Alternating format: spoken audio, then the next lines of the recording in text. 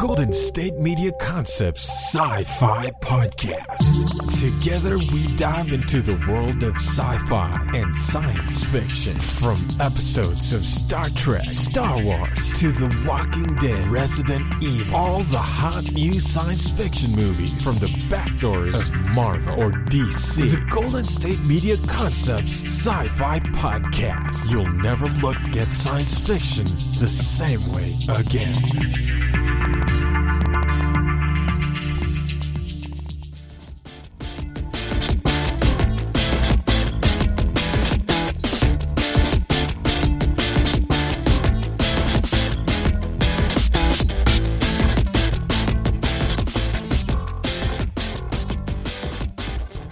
Thank you for tuning in to the GSMC Sci-Fi Podcast, brought to you by the GSMC Podcast Network.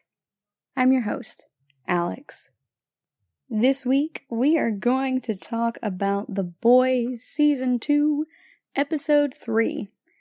This new season is jam-packed with information and plot lines, you guys. There's so much narrative packed in here. I almost said crammed, but I don't necessarily want to call it that because it doesn't feel like it's more than the episodes can contain. It's rather more like a well-packed and organized hiking bag, so there's just a lot to unpack. So I love how they're doing with this pacing and introducing all of these different narratives. It's a bit quicker than Season 1 was, but Season 1 also was trying to get us acquainted with all of the different characters. So now that we know them, it's easier to introduce new ones like Stormfront, and also easier to pick up the pace. This episode in particular is really tying up a lot of threads, or not even tying them, just joining them. So we get to see some things that happened last season really come to fruition. It helps set the stage for future episodes, and we also get to see some of the narratives from episodes 1 and 2 starting to converge as well. So we're going to start at the very beginning, the very best place to start, as Julie Andrews would tell us. And we start with them all being on a ship.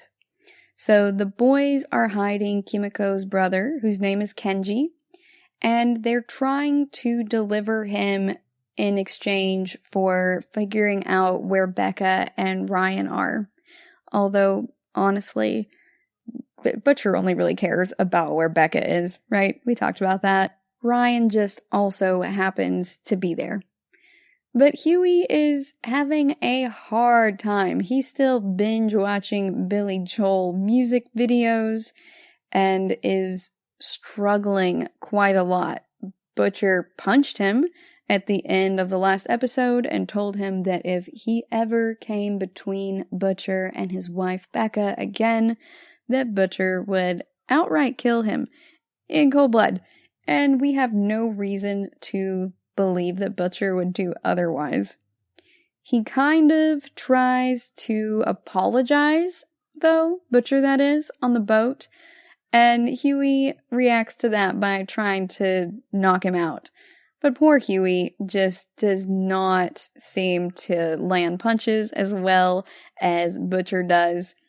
Jack Quaid and Carl Urban did a fantastic job in this scene, and the look on Butcher's face is pretty funny. He's just more like, wow, I can't believe this kid really swung on me more than anything else.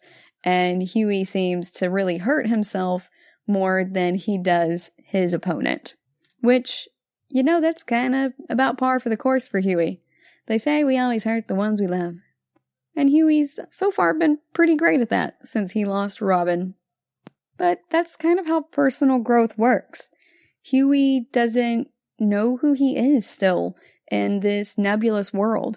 Things are ever changing around him, and I think it would actually be kind of crazy to try to expect him to have a more reasonable reaction or to react in any other way than how he is now. He's honestly doing his best. He's still Huey in there. He's trying to save Kimiko's brother, Kenji, and he tackled Butcher because of that in the last episode. But he is still struggling to see who he is. He's cut off from his father.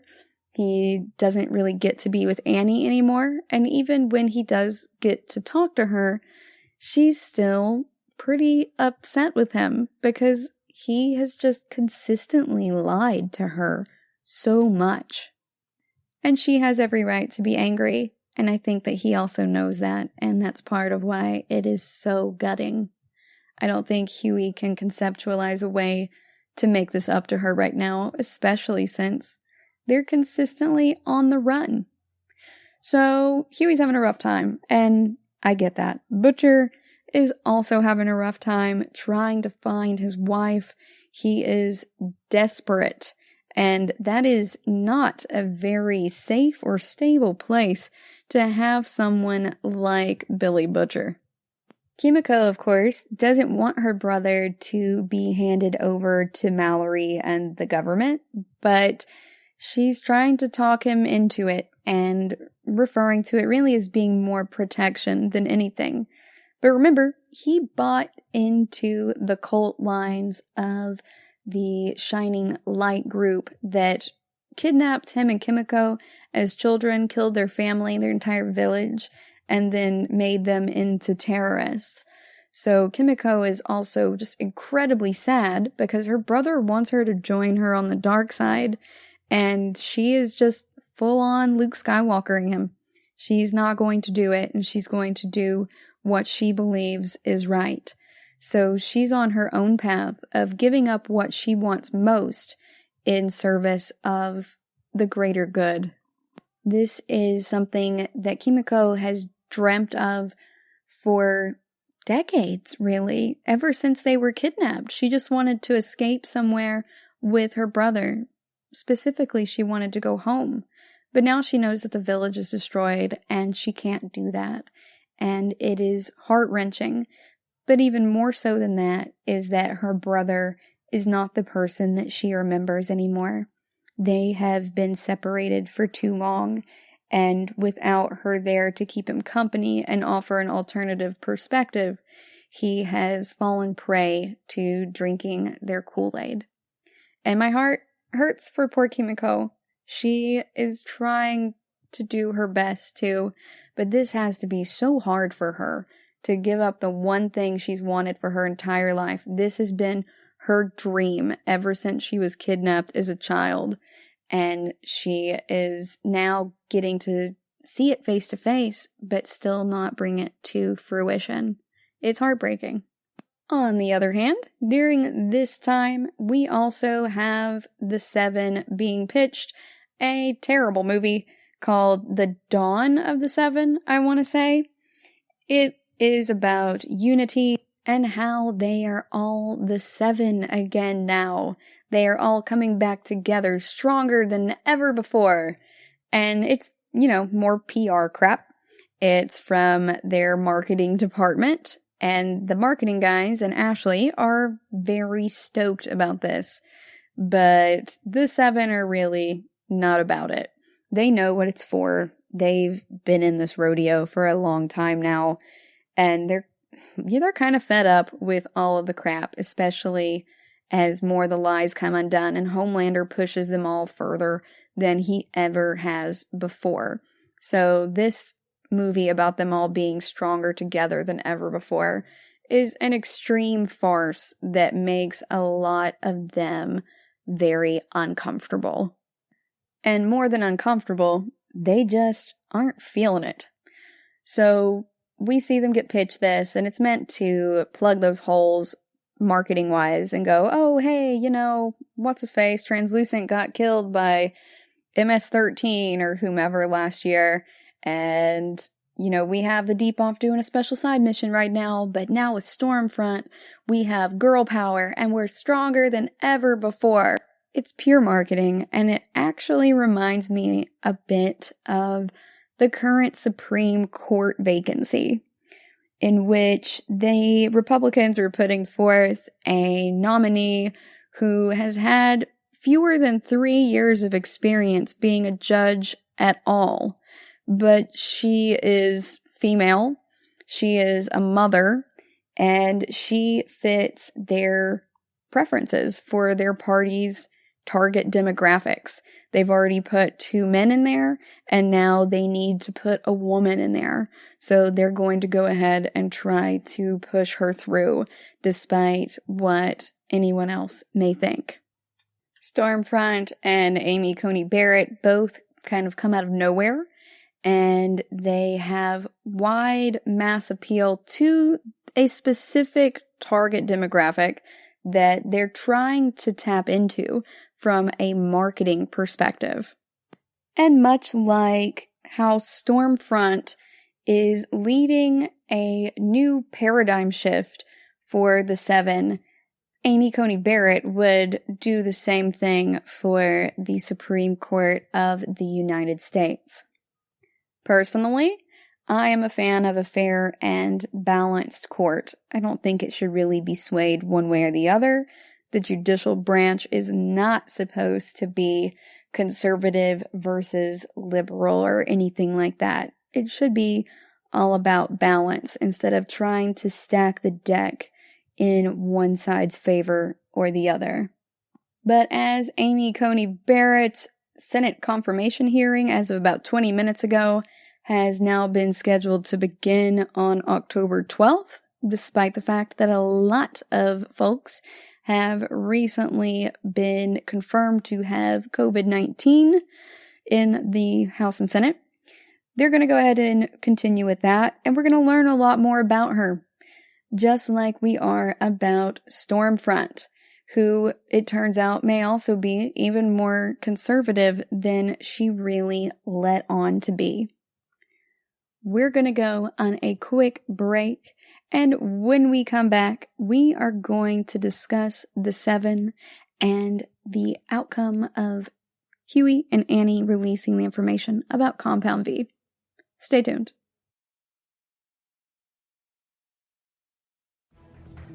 Want to find out what movies to go see? Then check out the GSMC Movie Podcast. It's your ticket to the latest movies, whether it's a new blockbuster event, romantic, comedy, or action flick. This show has got it all covered. They talk some what to go see now, don't bother, what's hot on Netflix, and everything in between. That's gsmcpodcast.com/movie-podcast. When it's all about the movies, it has to be this new show. Don't forget to like them on Facebook and follow them on Twitter. Visit gsmcpodcast.com for more info.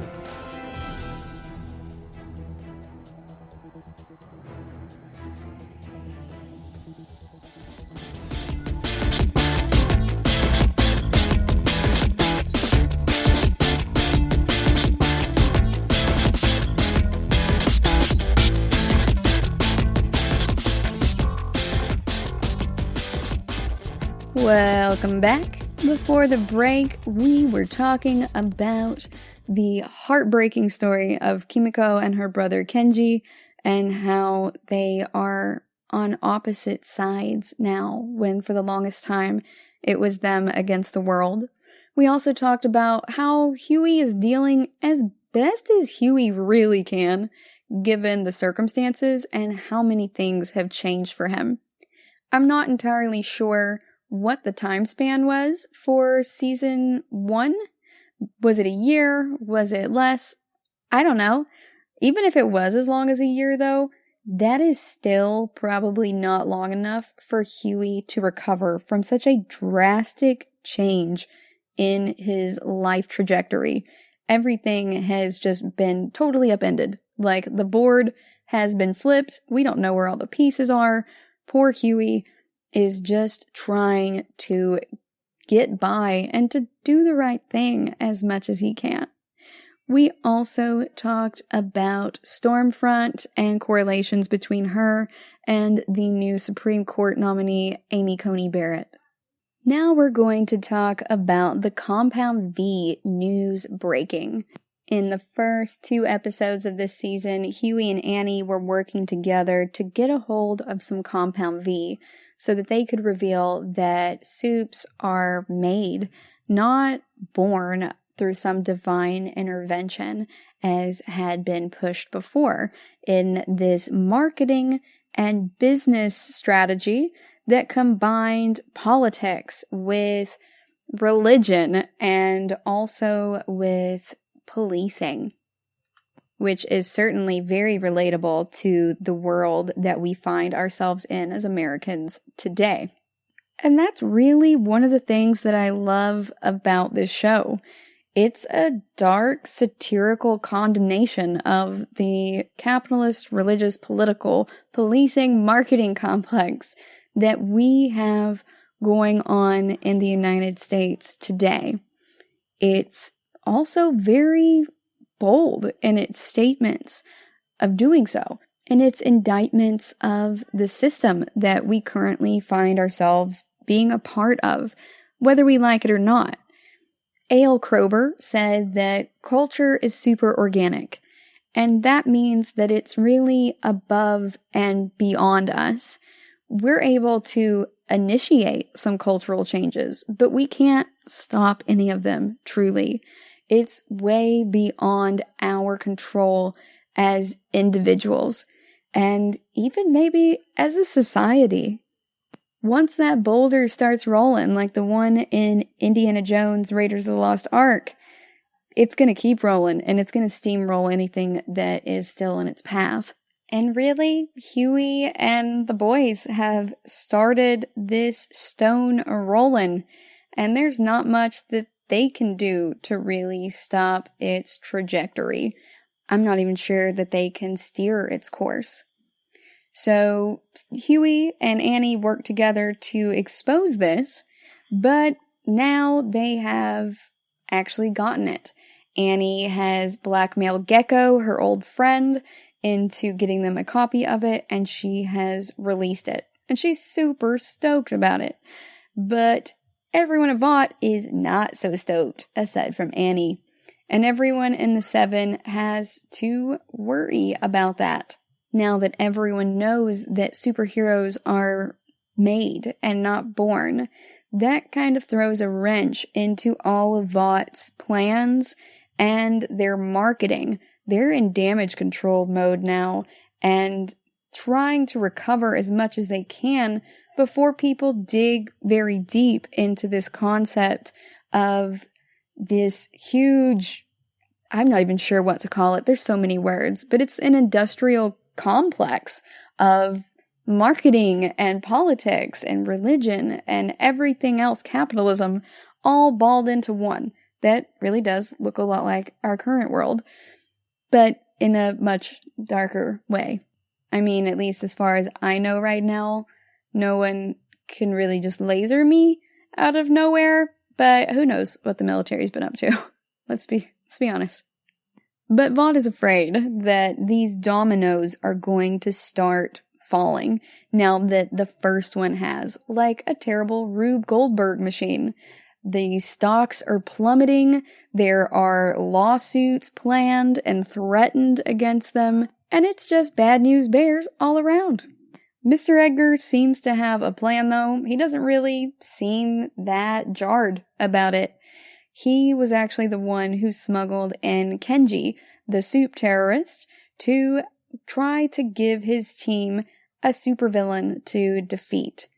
Mr. Edgar has been intentionally instigating chaos in the streets of this world and creating more violence, so he can position himself as being the only person or the only company who can really fix any of it. He's making a mess so that he can be seen cleaning it up. And honestly, he didn't start this mess, Homelander did. But Mr. Edgar is excellent at spin work, and he has found a way to make this work for them. And that's why it feels so much like modern political commentary. You make up your own decisions about what that might be paralleling with the current 2020 political campaigns, but you definitely see where I'm heading with that. Now, aside from all of this other drama, Homelander is continuing to be an absolute sociopath to Becca and Ryan, surprising exactly no one. So he's getting even more bold right now. And we see him standing on a roof with Ryan, talking to him about powers, and he's trying to get him to use his powers for the first time. Remember, Ryan didn't know about his powers until Homelander came there and told him about it. Becca had tried to shield him from that most of his life and give him a relatively normal life, at least as normal as one can when you're being held a prisoner in a military-industrial complex compound. So Becca's doing her best, but Ryan seems to be a sweet kid that Homelander is still pushing him to use his powers for. And even though Ryan could use those powers, theoretically, we've already seen his eyes glow a little bit, we don't know exactly how it would go. Does he get Homelander's exact powers? Does he get different powers? We don't know. Can he even fly? I have no idea. So Homelander decides to push him to do this. And I mean, he literally pushes this kid off of a roof. He's like, hey, go fly. And shoves him out of off the roof like he's a baby bird being flung from the nest. But this baby bird does not fly. Ryan just lands on the grass face down, and you're worried for a minute that he might actually be dead. But Rebecca comes out really angrily and goes to help Ryan up. And when he does so, it turns out Ryan is not injured, but Homelander starts threatening Becca again when Becca just goes off on him and is telling him to stay away from her son and to not harm him again. Like, we don't know what his powers are. You can't just do that to somebody. And Homelander, of course, being the sociopath and abuser that he is, forcefully grabs Becca's wrist. And that is the point that forces Ryan's powers to really come forth. So he is not going to let anyone hurt his mama and absolutely shoves Homelander to the ground as his eyes flash red. Like, do not touch my mama. And I'm here for it. I'm here for it. But unfortunately, that's also what Homelander wanted all along. I don't think he much cares about the means to the end. I don't think he wants Ryan to end up hating him, but I also don't know if Homelander understands that someone could really truly hate him, especially his own son. He knows that Billy Butcher hates him, but everyone else is insignificant to him, like ants. His son is the one person that he feels any type of kinship to. He feels that they are both gods, although one could really argue that he's more of a monster. And that just makes me think about, in the land of gods and monsters. So this may not be a great thing, or it could be a great thing. Maybe Ryan is exactly what they're going to need in order to defeat Homelander. I'm a little concerned about Ryan, though, because if Billy finds out that he can be used to get to Homelander, oh boy, he really might do something crazy that Becca will never forgive him for. Hopefully, Billy doesn't go that route and kind of keeps everything under his hat and will come around to Ryan and everything, but I'm not entirely sure. That seems pretty far-fetched. Although Billy will also do anything for Becca, and Becca will do anything for Ryan. So by extension, that might be some character growth that will be necessary for Billy to regain contact and get his relationship back with his wife.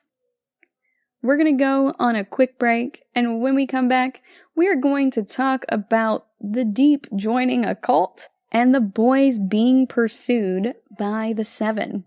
Stay tuned. Tired of searching the vast jungle of podcasts? Now listen close and hear this out. There's a podcast network that covers just about everything that you've been searching. Hey! The Golden State Media Concepts Podcast Network is here. Nothing less than a podcast bliss with endless hours of podcast coverage.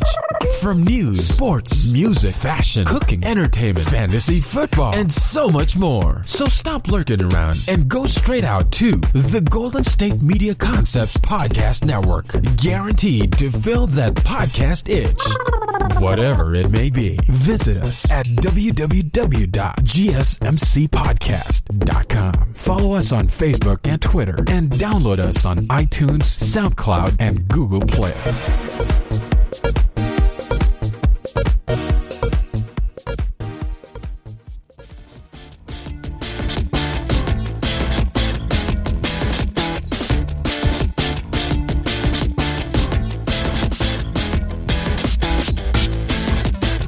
Welcome back. Before the break, we were talking about where we find the 7 as Compound V's news is broken. And by that, I mean everyone finding out that soups aren't born, they're made. So now we are going to talk about how the Deep has essentially joined a cult. He started out getting therapy from Carol, but now he has really joined a cult. It has been somewhat healing for him, though. On the upside, if there is an upside to being in a cult. So he's talking about how growing up, he's always had a lot of trouble around pet stores and Red Lobsters because he could hear the goldfish and the lobsters begging to be saved, and that's been really upsetting for him. And a lot of his story is played for laughs, but honestly, if you think about it, if you were going by places all the time and hearing creatures crying out for mercy, I think that would really take a toll on most people's psychological health and their own self-image. The Deep himself has gills, much like most of these sea creatures, and let's be honest, the United States and Earth in general don't really have a lot of love for these creatures. There's shark finning. We routinely eat lobsters and all kinds of other fish. I don't know if you've been to the fish section of Walmart or anything like that lately, but when I was in college, I went once to go and get a betta fish from there.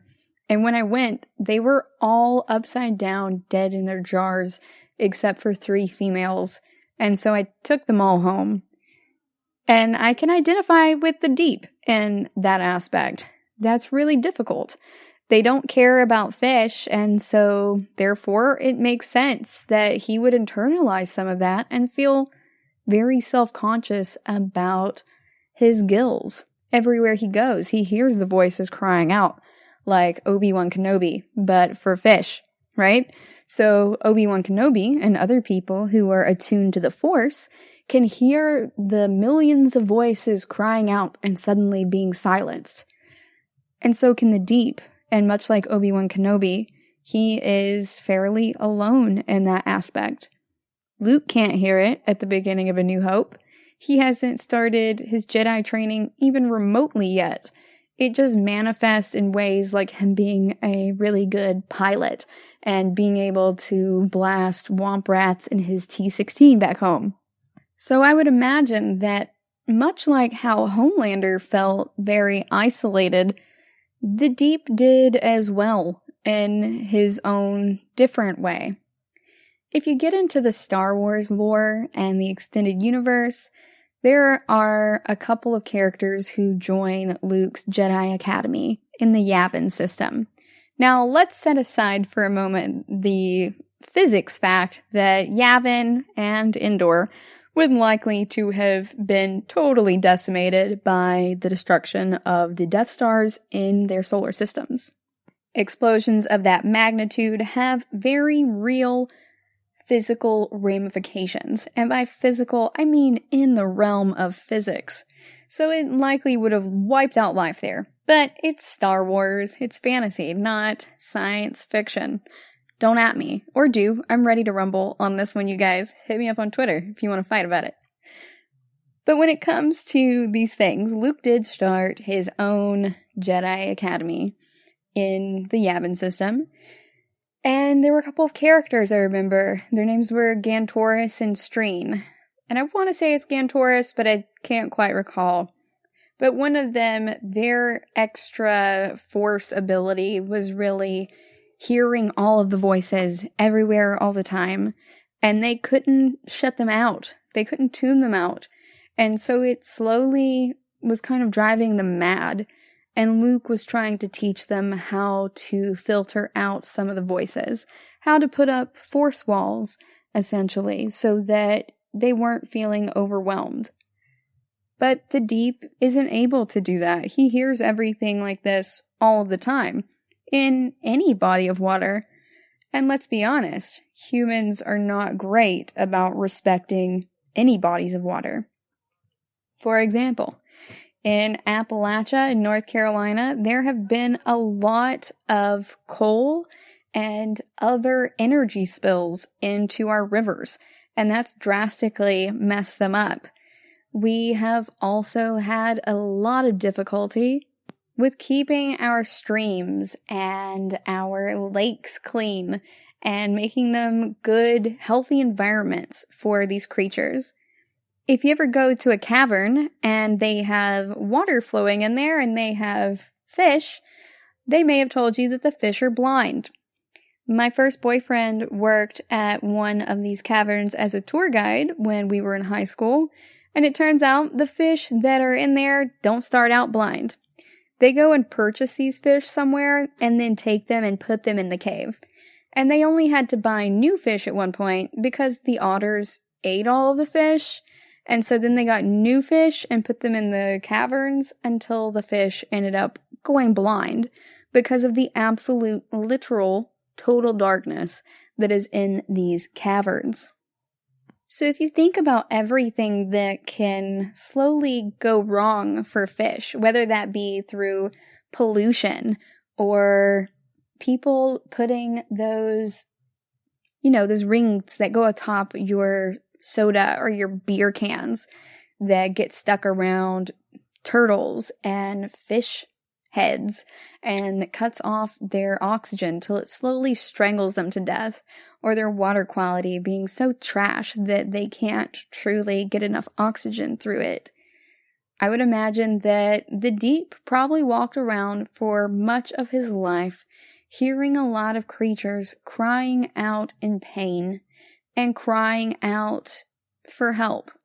And it's kind of horrifying to think of a kid growing up just hearing anguished cries constantly and not being able to do anything about it. Not being able to shut down the Red Lobsters or the pet shops of the world. Like, not even just looking at these creatures and going, hey, it looks kind of miserable, but really hearing it cry out for help. That sounds super damaging, and in retrospect, even though this is played for comedy, it's no wonder that he kind of goes off the deep end and is a little twisted. For him, life is pretty twisted. And although that doesn't absolve the Deep of any of the terrible things that he's done, including numerous sexual assaults, I think it's also important to look at it from the perspective of this guy is also trying to speak for the voiceless. He's trying to be a voice for the voiceless when it comes to these wild sea creatures or water creatures in general. So they're not all sea creatures, the goldfish aren't, but you get what I'm saying. So in his way, he is being a voice for the voiceless. He's trying to seek out justice. And in that way, it's not so different from a lot of people who try to speak for the voiceless in the world around us today. People who fight for women and children's rights in different countries, or the rights of the elderly, the people who have dementia, the rights of other types of animals. Again, not at all absolving him. We're just circling back around to that principle of people can be more than one thing, Joel. And in this case, the Deep is an advocate for these sea creatures. He has a bond with them, and he is really trying to speak out for them. Now, That said, he has also joined a cult. Carol and Eagle the Archer are very much entrenched in this cult, and once the Deep has gone through a lot of this therapy with Carol, they both tell the Deep that it's time for him to go talk to the leader of the Church of the Collective, as it's called. That doesn't sound like a cult. I don't know what does. And then they tell him to get out there and be a hero. So they're trying to give him back everything that he wants, including a sense of self-love and a sense of belonging, and getting back to being the hero he always wanted to be. So that is really what sends him off on a journey to find Butcher and the gang. So the boys are chased down by an NYPD helicopter, and so the boys go for the shore. But then they are attacked by sharks, led by the Deep. So this is him really getting back on his feet and being a hero and bringing in a bunch of wanted criminals. It doesn't matter that you and I know that they aren't necessarily truly bad guys. They really are anti-heroes. What matters is that the Deep knows them as being villainous, and he's trying to bring them in so he can get back in with the Seven. Now, how did he know where they were? I don't know. Does the church have ties with the government and or Vought and or Grace? Billy Butcher's contact, Grace Mallory? I don't know. It's weird that he knew where they were. Then again, they've been out on the water for a while, and maybe the Deep's just been talking to the fish, and they let him know. But the Deep is kind of chucking animals out of the ocean at the boys, which doesn't seem very chill of him. It's not very cash money to be chucking your friends at your enemies. But he also puts a huge whale in between the boys and the shore.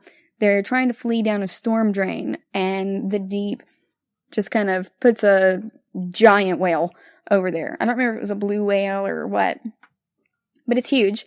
And Butcher just plays chicken with this whale. He really just guns it and drives that boat straight through the whale. Now, I don't know about the physics that would be involved in this, but it is really gory, and that's one of the big features of the show, is just the absolute gore and the craziness of it. Everything from translucent being exploded to now literally driving through a whale. It is equally gory as it is upsetting for the Deep, and poor Huey is also just, this is maybe his threshold for it. He can't handle it anymore. So he's just kind of sitting there inside this exploded whale guts. It's not even really exploded, it's like pierced, but there's some complex damage here, you guys. I don't think it's even sharp force trauma. I think it's like sharp blunt trauma. It's kind of like taking an axe or something to a whale. There's sharp force, but there's also blunt force. So it's sharp blunt force. There's like a dash in there, or corto contundente trauma. So this is it's a lot going on with this. But Huey's just like, I'm stunned. We've just done something incredibly crazy. This is maybe the craziest thing we've done so far. I am inside of a whale. And he just sits there for a little bit. And Billy's like, come on, Pinocchio, let's go. But Huey just sits there for a minute until MM decides, hey, Huey, I'm going to stay with you until you are ready to move. And he's like, you're going to get killed if you do that. And he's like, all right, so be it then. So they're really coming together as this brotherhood, even though Billy's still on his own, more or less, because he won't let anyone get close to him, and he won't let himself get close to anyone else, probably for fear of losing them, like he did Becca. But Billy goes on, and eventually Huey, not wanting MM to have anything terrible happen to him, does move too. And MM was seriously not going to leave. And I think that was really sweet, just like it was really sweet that they all banded together to stick up for Kimiko and not turn her brother over until she was ready to forfeit him herself. We're going to go on a quick break, and when we come back, we are going to talk about the chase down the storm drain, as well as the confrontation between Stormfront and our heroes, where we really get to see her powers for the first time. Stay tuned.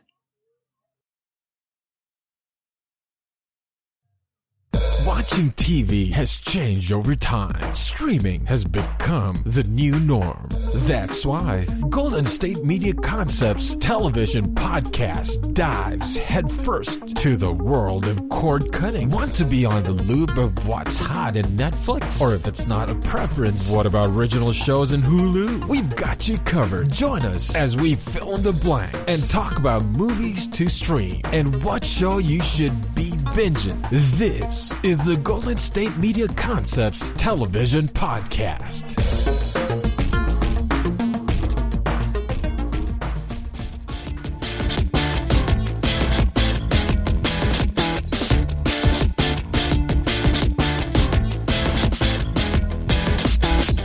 Welcome back.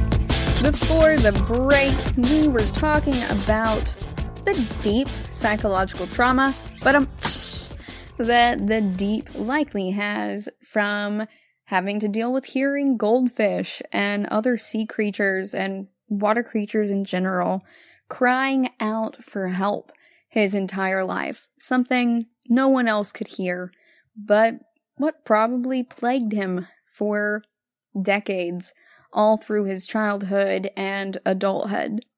We also talked about how the deep is likely very upset because he lost a dolphin last season, and now this season he has put a giant whale in between the boys and their escape route, and he's underestimated how crazy Butcher is.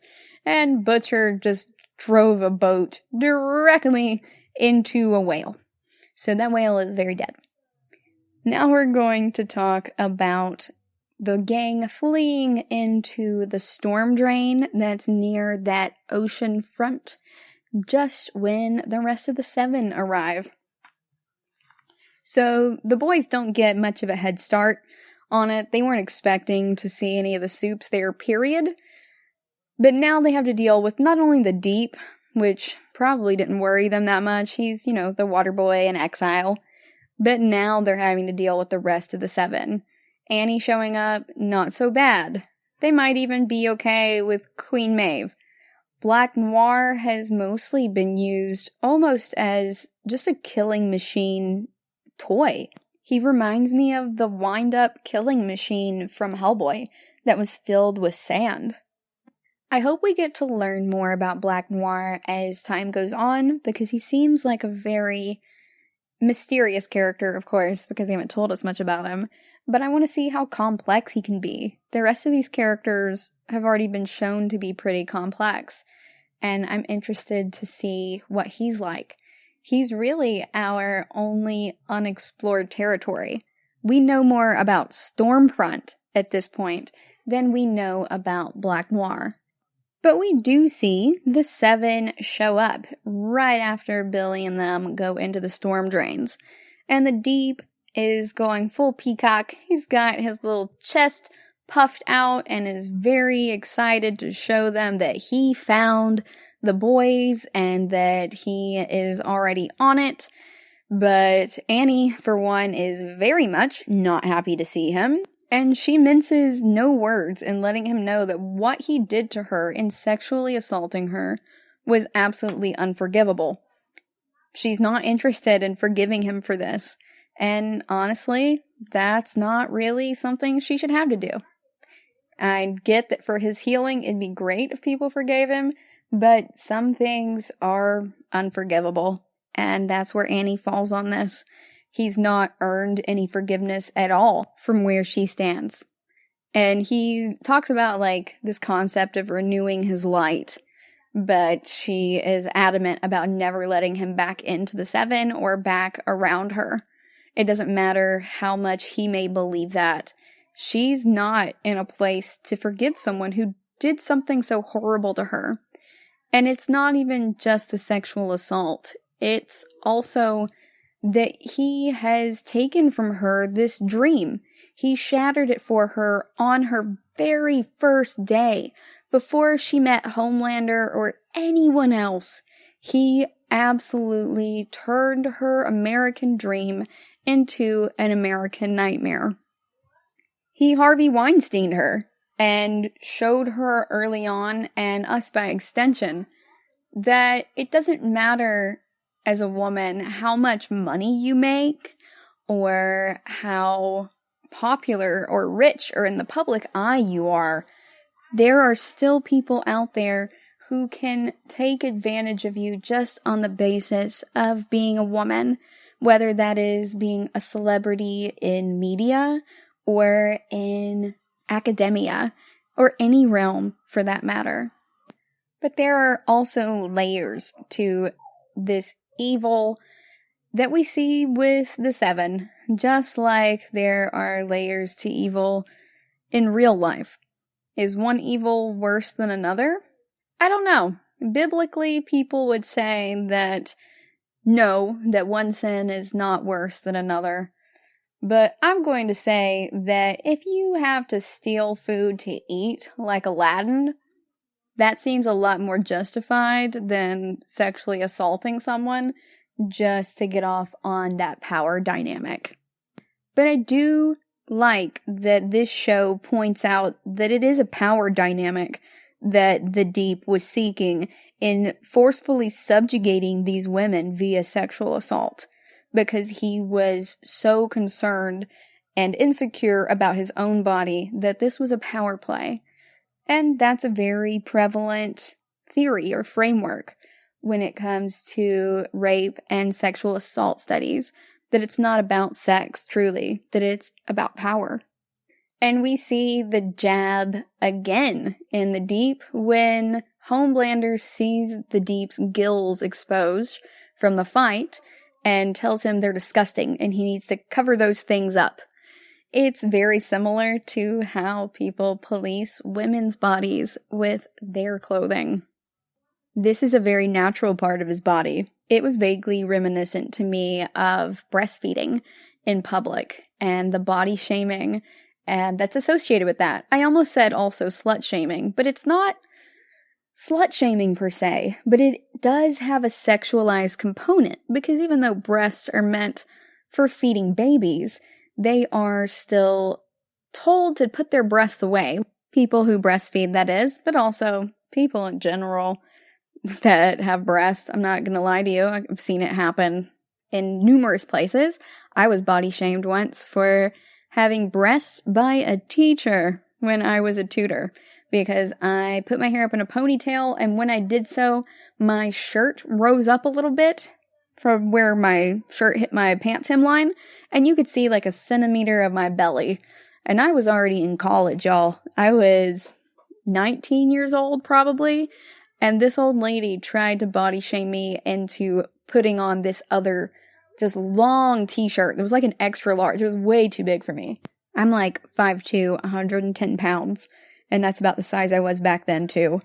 And she was just crazy about it. And I got super mad at her and told her, no, I'm not doing that. You don't employ me. I'm absolutely not doing that. Them seeing my stomach is not gonna harm them in any way. I was just putting up my hair. It'll be fine. But she was so mean and body shaming about it.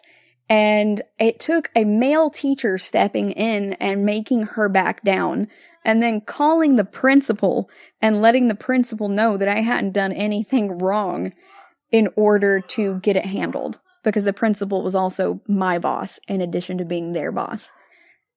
Now, if you haven't been body shamed in this way before, where someone's told you to put those things away, whether those be your breasts or just the skin on your stomach or anything like that, then that might not really resonate that deeply with you. But for me, this did resonate. And I was like, okay, this is body shaming in a way that's similar to how women are body shamed. People telling them that they need to put their breasts away, that they're disgusting, whether they're being used for feeding their children or not. And so I wonder, is the Deep going to still keep trying to go back to this place where nobody seems to want him or like him And there doesn't really seem to be space for him in this group because they don't want to make the space. Technically, there's an empty slot in the 7, but they seem perfectly content being the 6.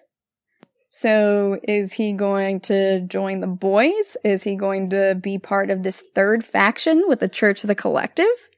Who knows? But I am excited to see where they take this subplot. Most of the rest of the episode, though, takes place in these drain tunnels. So everyone is looking for Huey and the boys. Everyone's a little bit split up. A-Train has been looking real faint this whole episode. So he looks like he's about to pass out at any moment. He looks kind of weak, like he's having trouble catching his breath or something too. So perhaps he's come back to work too early, or he's had some kind of lasting heart damage from using so much Compound V. So he's looking really rough, and he's having to try to chill out in the tunnels, but also not show Homelander any type of weakness. Homelander is a predator, and A-Train totally knows that. He can't let him know, or he'll be out of the 7. And or maybe Homelander will just laser him. That's what Homelander likes to do. He is a laser first, ask questions later. Or really, he doesn't even ask questions. He just deals with it later. He doesn't care about the fallout because he thinks he's a god. So they're all looking for everyone, and Starlight, unfortunately, happens upon Huey. And unfortunately for her and for Huey, Homelander finds her and steps out from the shadows right when Starlight's trying to deal with Huey. And so she has to automatically blast him into the wall to help protect him and to protect her. And Homelander orders Annie to kill Huey. Homelander could do it himself. They could take him into custody, which is what they're supposed to do. But this harkens back to what Queen Maeve had been telling Elena in the hospital. The things that he's done, the things that he's made me do, is what she said to her. And this is one of those things. This is Homelander pressing Annie. Not just because he wants her to submit to him, her loyalty, to essentially kind of pledge fealty to him, to submit to him as being her lord, really. But Billy fortunately intervenes, and we are getting to see this convergence of these different story arcs. We've seen a lot of Billy with Huey, and Annie with Homelander, and Annie with Huey, and Billy with Homelander, but we've not really seen all 4 of them together in the same place face to face. Sure, they were all present at the Believe Expo, but they weren't all in the same room at the same time. So it's kind of awesome to see that finally really converge with all 4 of them. And we end up seeing Kimiko's brother Kenji decide to save Huey, and then they flee together through a hole that he created above them. So Stormfront is ready for them, though. She seems to know where they're heading, and we get to see her powers for the first time. They seem to be very similar to Storm's from X-Men, but I'm thinking there will probably be some twist at a certain point, too. We do get somewhat of a twist or a difference between Stormfront and Aurora, though, and that is that Stormfront is actually some kind of super racist, I suppose. I don't know if she's just racist or also if it's xenophobia or what, but she's not a good person no matter which way you cut it. So she's pretending to be this character that will appeal to millennials with just not caring about the different types of games that everyone else is playing. But it turns out that by acting that way, she's actually playing 3D chess. Everyone else is playing checkers, and Stormfront is way ahead of the game. Kimiko and Kenji fight her on the roofs, but then Kenji escapes, and he is going to stay escaped, but she has a hold of Kimiko, so he returns to try to save his sister. there's still that family component. Even if he's more or less joined the dark side, he does care about his sister and his family. Much like how Darth Vader ultimately refuses to abandon Luke to being killed by Palpatine, Kenji is not going to leave Kimiko to Stormfront alone. But when he goes to save his sister, Stormfront rips his hands off, or at least breaks them at the wrist, and then has him open his eyes because she wants to see the lights go out in them. And she says some racist epithets while she brutally, viciously kills him. She enjoys this, much like Homelander does. She is giving him a sociopathic run for his money. And it's quite terrifying. I grew up on a farm, and part of that means that you see animals die as you grow up. And we didn't kill any of them to eat ourselves, but creatures die from old age or snake bites, any random thing that might happen out in the middle of the wilderness. And I spent time as a kid keeping these animals company while they passed. There's a certain point when you know that there's nothing else that you can do for a creature other than keep it company and try to make it feel as though it at least doesn't have to be alone while it passes.